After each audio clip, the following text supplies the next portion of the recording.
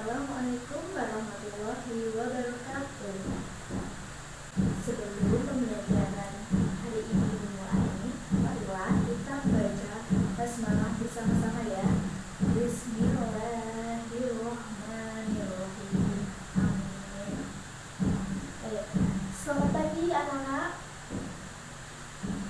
Selamat pagi anak-anak.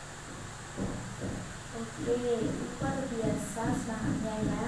Jalan-jalan ke kota Batik, mau ketemu sama Syahrini. Anak-anakku yang ganteng dan cantik, bagaimana kabarnya hari ini? Alhamdulillah semuanya sehat-sehat semua ya. Di sana ada satu kursi yang tidak ada orangnya. Siapa yang tidak hadir? Oh iya, kenapa Riri tidak hadir? Sakit.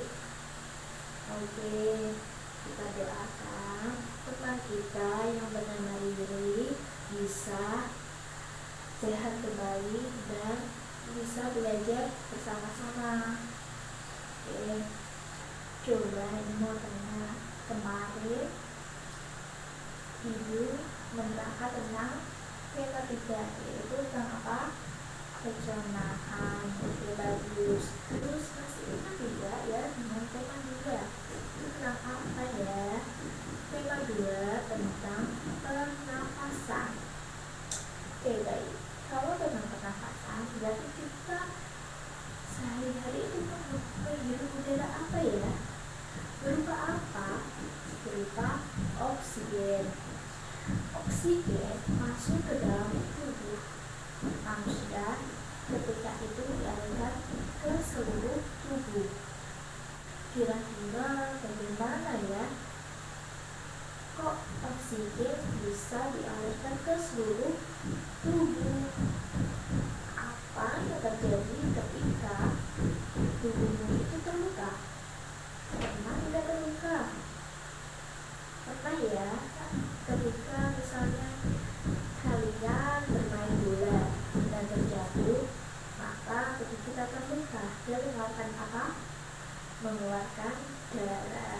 Oke, coba kita amati video yang akan Ibu sampaikan, dilihat dan dipahami baik-baik ya.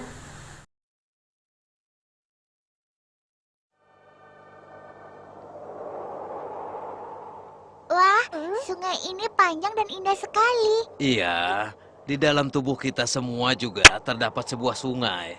Kalian tahu tidak? Di dalam tubuh kita ada sebuah sungai panjang. Aku tidak percaya jika ada, coba tunjukkan. Ayo.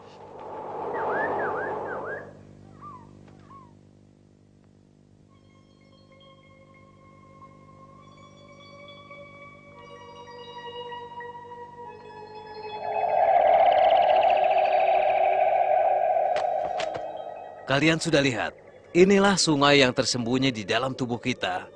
Dia mempertahankan hidup kita dan memberi kekuatan.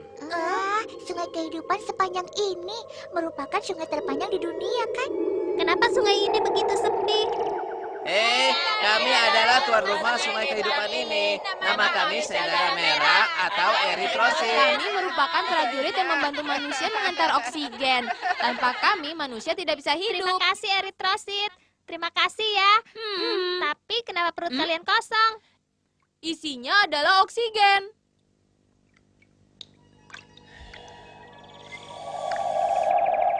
Oksigen di perut kalian berasal dari paru-paru manusia kan? Betul, dari paru-paru manusia kami mengantar oksigen yang dihisap manusia ke seluruh tubuh manusia. Ayo, lihat kami melepas oksigen. Kami sudah lepas. Cepatkan oksigen kami. Jangan bangun kami datang.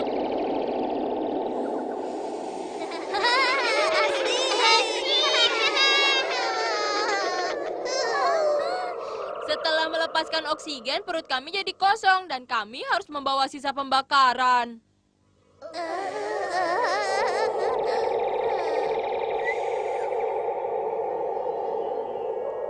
Aduh, kenapa tubuh kalian berubah warna?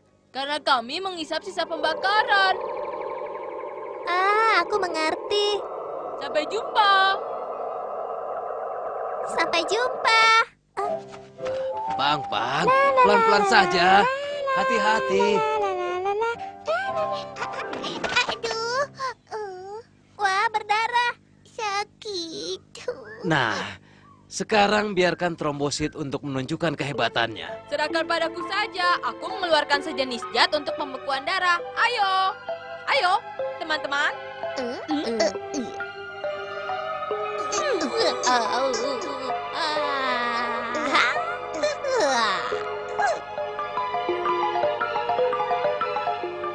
Pendarahannya sudah berhenti. Wah, manfaatnya cukup besar. Hari ini kita akan mengetahui darah itu dapat mengalir ke seluruh tubuh manusia.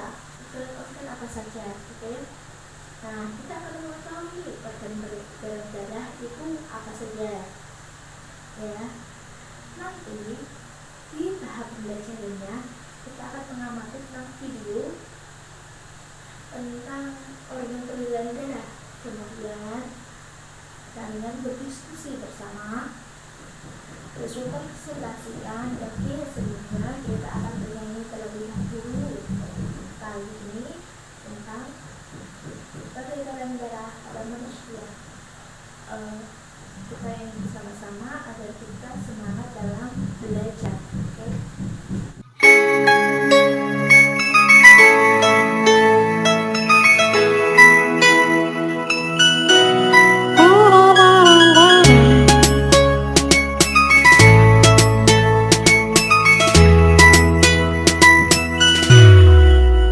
Hei kawanku, mari kita belajar sistem peredaran darah, sistem pada manusia. Hei kawanku, mari ikuti diriku, belajar dengan serius dan janganlah bercanda.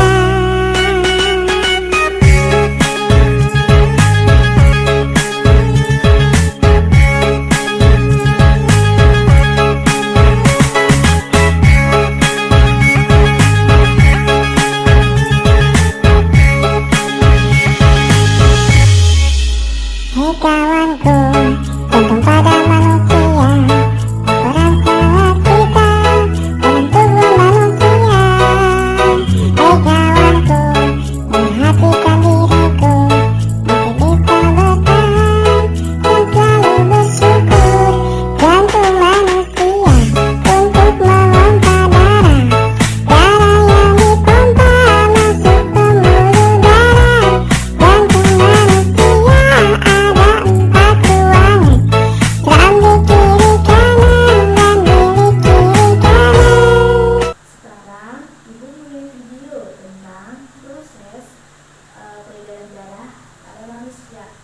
Dilihat, dipahami, dan disimak bersama-sama ya. Peredaran darah pada manusia. Oke, Pipo. Teman-teman, kalian ingat kan kalau proses pencernaan makanan menghasilkan sari makanan? Sari-sari makanan hasil proses pencernaan akan diedarkan ke seluruh bagian tubuh untuk dimanfaatkan. Nah, bagian tubuh yang memiliki tugas untuk mengangkut dan mengedarkan sari makanan adalah darah. Selain itu, darah juga berfungsi mengedarkan oksigen dan karbon dioksida hasil pernafasan. Betul, Pipo. Jadi, darah itu punya 2 fungsi buat tubuh kita. Darah berfungsi untuk mengangkut dan mengedarkan sari makanan hasil proses pencernaan ke seluruh tubuh.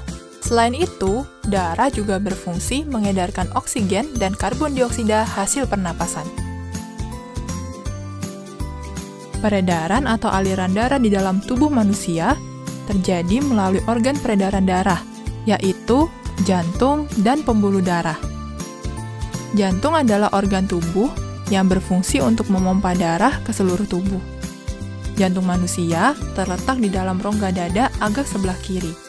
Kamu tahu nggak besar jantung kita? Kalau jantung orang dewasa sih kira-kira seukuran satu kepalan tangan yang beratnya 300 gram. Di dalamnya, jantung memiliki 4 ruang, yaitu serambi kiri, serambi kanan, bilik kiri, dan bilik kanan. Betul nggak, Ma? Betul, Pipo. Sebagai alat pemompa darah, jantung memiliki otot-otot yang kuat. Otot bilik lebih tebal daripada otot serambi, karena otot bilik memompa darah keluar jantung untuk diedarkan ke seluruh tubuh. Oh iya, di antara serambi dan bilik jantung, ada pemisah berupa pintu turun yang disebut katup jantung. Katup jantung yang sehat dapat menutup sangat rapat, sehingga darah dari bilik tidak tercampur dengan darah dari serambi. Katup-katup itu membuka dan menutup seirama dengan denyutan jantung. Kalau nggak salah, pembuluh darah dapat dibedakan menjadi dua berdasarkan arah aliran darah, yaitu pembuluh nadi atau arteri dan pembuluh balik atau vena. Bener banget, Pipo. Pembuluh nadi adalah pembuluh yang mengalirkan darah keluar dari jantung. Pembuluh nadi yang paling besar disebut aorta. Kalau pembuluh balik adalah pembuluh darah yang mengalirkan darah masuk ke dalam jantung. Pembuluh balik yang paling besar ada dua, yaitu pembuluh balik atas dan pembuluh balik bawah. Kamu tahu nggak, Pipo? Darah dalam tubuh manusia selalu beredar dalam pembuluh darah, sehingga disebut peredaran darah tertutup. Berdasarkan panjang dan pendeknya jalur yang ditempuh, peredaran darah manusia dibagi menjadi peredaran darah kecil dan peredaran darah besar. Peredaran darah kecil berlangsung dari jantung ke paru-paru, kemudian kembali ke jantung lagi. Urutan peredaran darah kecil adalah serambi kanan, lalu ke bilik kanan, ke paru-paru, lalu ke serambi kiri. Berarti kalau peredaran darah besar berlangsung dari jantung ke seluruh tubuh, kecuali paru-paru dan kembali ke jantung. Urutan peredaran darah besar adalah serambi kiri, lalu ke bilik kiri, ke seluruh tubuh, lalu ke serambi kanan. Tapi dalam aktivitasnya, peredaran darah kan bisa terkena gangguan penyakit juga ya. Betul itu. Nanti kita bahas sama-sama di video selanjutnya ya. Oke, selanjutnya akan diterangkan oleh Ibu Mira. Terima kasih. Mengamati video ini, apa yang kalian dapat? Itu bagian-bagian jantung itu ada apa saja? Coba disebutkan. Yang pertama ada ya, di kanan, betul sekali. Terus yang kedua ada serambi kanan, ya. Terus yang ketiga ada